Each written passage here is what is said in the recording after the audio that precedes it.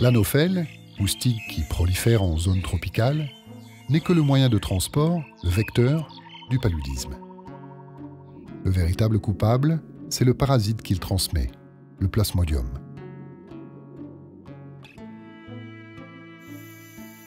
La femelle anophèle pique la nuit pour se nourrir de sang humain.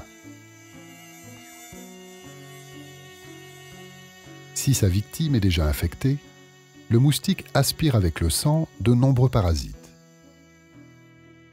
Une fois dans l'estomac du moustique, les parasites se reproduisent, se divisent et migrent vers les glandes salivaires.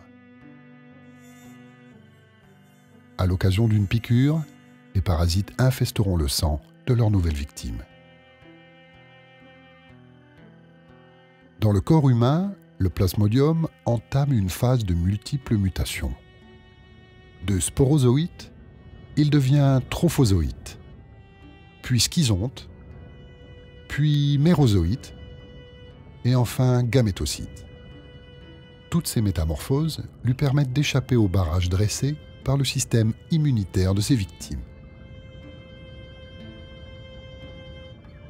La première destination du parasite, c'est le foie, que le parasite atteint via le sang.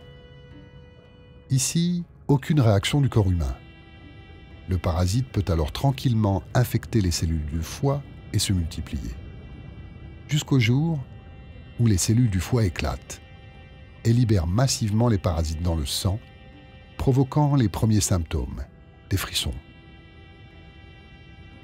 Les parasites contaminent ensuite les globules rouges, s'y multiplient rapidement et les font éclater. Une nouvelle génération de plasmodium contamine le sang et pourront être aspirés à leur tour par un nouveau moustique.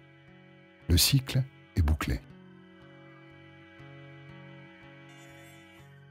L'éclatement des globules rouges provoque un accès de fièvre de quelques heures, caractéristique du paludisme. Frissons, chaleur et sueur se succèdent. Ces poussées de fièvre se répètent tous les 2 ou 3 jours. Dans le cas du Plasmodium falciparum, le paludisme peut atteindre d'autres organes, comme le cerveau, et évoluer vers des formes sévères, voire mortelles.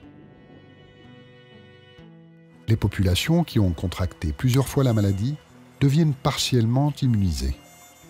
Les jeunes enfants dont les défenses immunitaires sont en construction et les femmes enceintes dont le système immunitaire se modifie lors de la grossesse risquent le plus un paludisme grave et la mort.